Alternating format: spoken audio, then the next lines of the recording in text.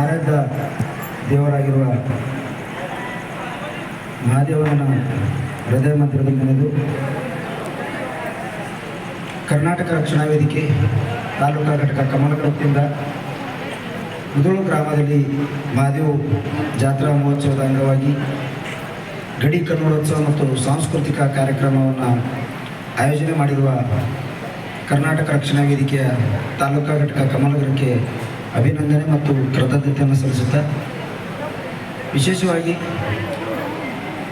ನಮ್ಮ ಕಾರ್ಯಕ್ರಮಕ್ಕೆ ಉದ್ಘಾಟಕರಾಗಿ ಆಗಮಿಸಿರುವ ಸಹೋದರರು, ಮಾರ್ಗದರ್ಶಕರು, ನನ್ನ ಪ್ರತಿಯೊಂದು ಕೆಲಸಕ್ಕೂ ಬೆನ್ನೆಲುಬಾಗಿರುವ ಆತ್ಮೀಯ ಸಹೋದರರು, ಏಕ್ತಾ ಫೌಂಡೇಶನ್ ಅಧ್ಯಕ್ಷರಾಗಿರುವ ರವೀಂದ್ರ ಸ್ವಾಮಿ ಅಣ್ಣನವರಿಗೆ ಗ್ರಾಮದ ಪರವಾಗಿ ಹಾಗೂ ನನ್ನ ಪರವಾಗಿ ಮತ್ತು ರಕ್ಷಣಾ ವೇದಿಕೆ ಪರವಾಗಿ ಹೃದಯಪೂರ್ವಕವಾಗಿ ಸ್ವಾಗತವನ್ನು ಕೊಡ್ತೀನಿ.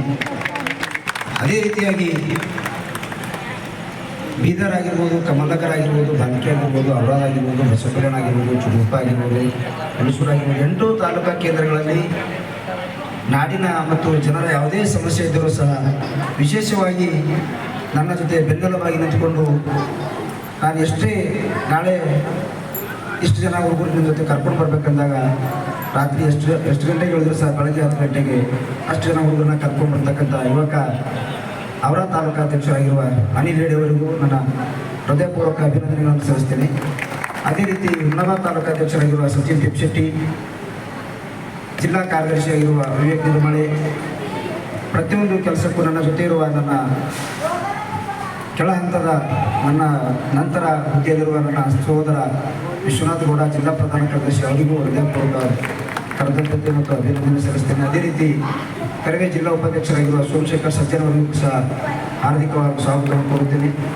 ಅದೇ ರೀತಿ ನನ್ನವನ್ನು ಈ ಚಿಕ್ಕ ಕಾರ್ಯಕ್ರಮವನ್ನು ವೀಕ್ಷಿಸಲು ತಾವೆಲ್ಲೂ ಆಗಮಿಸಿದ್ರಿ.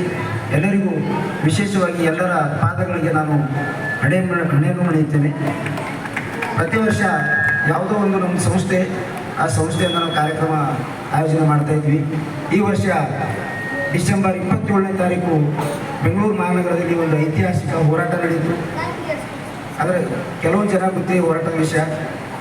ಕನ್ನಡ ಈ ಭಾಗದಲ್ಲಿ ಕನ್ನಡ ಉಳಿಯಬೇಕು, ಕನ್ನಡ ಮಕ್ಕಳಿಗೆ ಕೆಲಸ ಸಿಗಬೇಕು, ವಲಸಿಗರ ದಬ್ಬಾಳಿಕೆ ನಿಲ್ಲಬೇಕು ಅಂತ ಹೇಳಿ ಕನ್ನಡ ನಾಮಫಲಕ ಕಡ್ಡಾಯ ಅಂಥೇಳಿ ಬೆಂಗಳೂರಿನಲ್ಲಿ ಒಂದು ಐತಿಹಾಸಿಕ ಹೋರಾಟ ಹಮ್ಮಿಕೊಂಡಿದ್ವಿ. ಸುಮಾರು 25ರಿಂದ 30 ಸಾವಿರ ಜನ ಕಾರ್ಯಕರ್ತರು ಸೇರಿದ್ವಿ. ಆ ಹೋರಾಟ ಯಶಸ್ವಿ ಆಯಿತು. ತದನಂತರ ರಾಜ್ಯದ ಮುಖ್ಯಮಂತ್ರಿಗಳು ಒಂದು ಸುಗ್ರೀವಾಜ್ಞೆ ತಂದರು. ಡಿಸೆಂಬರ್ 27ನೇ ತಾರೀಕು ಹೋರಾಟ ಆಯಿತು. ಡಿಸೆಂಬರ್ 20ನೇ ತಾರೀಕು 29ನೇ ತಾರೀಕು ಸಚಿವ ಸಂಪುಟ ಕರೆದು ಸುಗ್ರೀವಾಜ್ಞೆ ಮಾಡಿದ್ರು.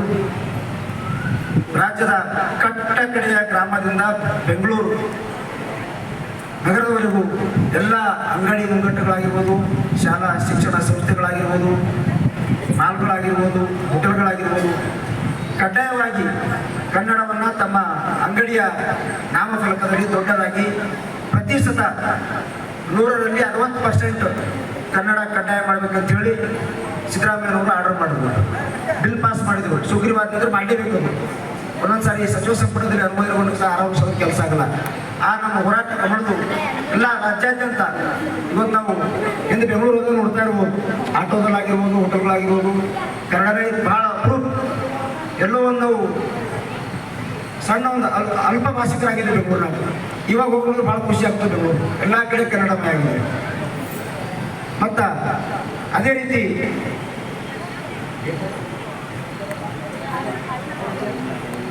ಮಾರ್ಚ್ 5ನೇ ತಾರೀಕು, ಫೆಬ್ರವರಿ 8ನೇ ತಾರೀಕು ನಾವು ಬೀದರ್ನಾಗ ರ್ಯಾಲಿ ಮಾಡಿದೆವು. ಜಿಲ್ಲಾಡಳಿತ ಗಡುವು ಕೊಟ್ಟೆವು. ಬೀದರ್ನಲ್ಲೂ ಬೆಂಗಳೂರಿನಾಗ ಯಾವ ಥರ ಆಗಿತ್ತು ಆ ಥರ ನಾಮಫಲಕ ಆಗಬೇಕಂತ ಗಡುವು ಕೊಟ್ಟೆವು. ಫೆಬ್ರವರಿ 8ನೇ ತಾರೀಕು 11ನೇ ತಾರೀಕು ರ್ಯಾಲಿ ಮಾಡಿ ಮಾರ್ಚ್ 5ನೇ ತಾರೀಕು ನೀವು ನಾಮಫಲಕ ಹಾಕಲಿಲ್ಲ ಅಂದ್ರೆ ಹೊಡೆದಾಗ್ತೇವೆ ಅಂತ ಹೇಳಿದ್ರು. ಅಣ್ಣ ಹೊಡೆದಾಗ್ತೇವೆ ಅಂತ ಹೇಳಿದ ತಕ್ಷಣ ಯಾರು ಏನು ಹುಡುಗರು ಚಿಕ್ಕ ಏನು ಮಾಡಲ್ಲ, ಸುಮ್ಮನೆ ಹೆಂಗೆ ಭಾಷೆ ಮಾಡ್ತಾ ಹೋಯ್ತು ಅಂತ ಹೇಳಿದ್ರು. 3 ಜನ ಸರ್ಕಲ್ ಅಣ್ಣ, ಒಬ್ಬರು DSP. ಬೆಳಗಾನ 24 ಗಂಟೆ ಕುಸಿದು ಬೆಂಗಳೂರು ಸಾಕ್ಷಿದ್ರು.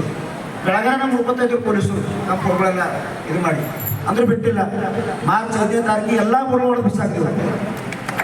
ಈಗ ಮುಂದಿನ ಒಂದೇ ಪ್ರಿಯದ ನಮ್ಗೆ ಕರ್ನಾಟಕ ರಕ್ಷಣಾ ವೇದಿಕೆಗೆ ನಮ್ಮ ಭಾಗದ ಮಕ್ಕಳಿಗೆ, ನಮ್ಮ ಮಕ್ಕಳಿಗೆ ಕನ್ನಡದಲ್ಲಿ 90% ಕೆಲಸ ಸಿಗ್ಬೇಕು ನಮಗೆ. ಹೊರಗಿನ ಬಂದಿರೋ ಕಂಪನಿಗಳು ಬೀದರ್ನಾಗ ನೂರಾರು ಕಂಪನಿಗಳು ಅವ. ನಮ್ಮ ಮಕ್ಕಳು ನಾವು ನಮ್ಮ ಅಣ್ಣ ತಮ್ಮಂದರು ಬೆಂಗಳೂರು, ಪುಣೆ, ಬಾಂಬೆ ಎಲ್ಲೆಲ್ಲೋ ಹೋಗಿ ಕೆಲಸ ಮಾಡ್ತೀವಿ. 5,000, 10,000, 20,000.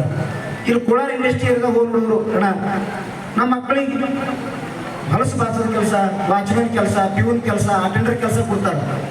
ದೊಡ್ಡ ದೊಡ್ಡ DM, MD, GM ಅವರೆಲ್ಲ ಅವ್ರು ಆಂಧ್ರದವ್ರು ಬಂದು ಕೆಲಸ ಮಾಡ್ತಾರೆ. ಅವ್ರಿಗೆ 1 ಲಕ್ಷ 2 ಲಕ್ಷ ರೂಪಾಯಿ ಸಂಬಳ. ನಮ್ಮ ಮಕ್ಕಳಿಗೆ BA, BCom, BBM, BCM, BBM ಯಾವುದೇ ಡಿಗ್ರಿ ತಗೋರಿ ಅವ್ರು ಬೆಂಗಳೂರಿಗೆ ಹೋಗ್ತಾರೆ. 10,000 ರೂಪಾಯಿ ಕೆಲಸ ಮಾಡ್ತಾರೆ. ಮತ್ತು ತಂದೆ ತಾಯಿ ಇಲ್ಲಿಂದೇ ಬೇಡ ಜೋಳಿ ಕಳಿಸ್ಬೇಕು ಅಂತ ಕಷ್ಟದ ನಮ್ಮ ಮಕ್ಕಳಿಗೆ. ಅದಕ್ಕೆ ನಾವು ಈ ಕಾರ್ಯಕ್ರಮ ಮಾಡೋ ಉದ್ದೇಶ ಅಂದ್ರೆ ಕರ್ನಾಟಕ ರಕ್ಷಣಾ ವೇದಿಕೆಯ ಕೆಲಸಗಳು ಕಟ್ಟ ಕಡೆಯ ಗ್ರಾಮದ ಜನರಿಗೂ ಗೊತ್ತಾಗಬೇಕು ಅಂತೇಳಿ ರಕ್ಷಣಾ ವೇದಿಕೆಯಿಂದ ಈ ಕಾರ್ಯಕ್ರಮನ ಆಯೋಜನೆ ಮಾಡಿದೆವು. ಮುಂದಿನ ದಿನಗಳಲ್ಲಿ ರಾಜ್ಯಾದ್ಯಂತ ಎಷ್ಟು ಕಂಪನಿಗಳದಾವೆ, ಆ ಕಂಪನಿಗಳಲ್ಲಿ ನಮ್ಮ ಮಕ್ಕಳಿಗೆ ಕೆಲಸ ಸಿಗ್ಬೇಕು. 80% 1 DM ಕೆಲಸ, 2 DM ಕೆಲಸ ಇದ್ರೆ 1 DM ಕೆಲಸ ನಮ್ಗೆ ಕೊಡಲೇಬೇಕು. 1 DM ಕೆಲಸ ಇದ್ರು ಆ DM ಕೆಲಸ ನಮ್ಗೆ ಕೊಡಲೇಬೇಕು ನಮ್ಮ ಮಕ್ಕಳಿಗೆ, ಏನೇ ಆಗಲಿ ಅಂಥೇಳಿ ಇಡೀ ರಾಜ್ಯಾದ್ಯಂತ ಎಲ್ಲ ಗ್ರಾಮಗಳಲ್ಲಿ ಇಂಥ ಜನಜಾಗೃತಿ ಕಾರ್ಯಕ್ರಮಗಳನ್ನ ಮಾಡ್ತಾ ಇದ್ದೆವು. ಅದಕ್ಕಾಗಿ ತಮ್ಮ ಸಹಕಾರ, ಪ್ರೀತಿ, ವಿಶ್ವಾಸ ಮತ್ತು ಆಶೀರ್ವಾದ ನಮ್ಮ ಸಂಘಟನೆ ಮೇಲೆ ಇರಲಿ ಅಂತೇಳಿ ನನ್ನ ಮಾತಿಗೆ ನಾನು ವಿರಾಮ ಕೊಡ್ತೀನಿ. ಜೈ ಹಿಂದ್, ಜೈ ಕರ್ನಾಟಕ. ಗ್ರಾಮ ದೇವತೆ ಮಹಾದೇವನ ಪಾದಕ್ಕೆ ನಮಿಸುತ್ತಾ, ನನಗೆ ನಾಗಪ್ಪ ಸರ್ ಮಾತಾಡೋಕೆ ಕೊಟ್ಟಿದಾರ. ಅದರ ತಾವೆಲ್ಲ ನಮ್ಮ ಜೋಗಿ ಸರ್ ಎಂಜಾಯ್ ಮಾಡೋಕೆ ಅವ್ರು ಹಾಡ ಕೇಳಕ್ಕೆ ಬಂದಿರಿ. ಹಾಗಾಗಿ ಹೆಚ್ಚಿಗೆ ಸಮಯ ತೊಗೊಂಗಿಲ್ಲ, ಬರೀ 2 ನಿಮಿಷದಲ್ಲಿ ನನ್ನ ಮಾತಿಗೆ ವಿರಾಮ ಕೊಡ್ತೀನಿ. ಬಂಧುಗಳೇ, ಗಡಿನಾಡು ಉತ್ಸವ ಮಹಾದೇವ ಜಾತ್ರೆ ನಿಮಿತ್ತ ಕರ್ನಾಟಕ ರಕ್ಷಣಾ ವೇದಿಕೆಯ ಪ್ರತಿ ವರ್ಷ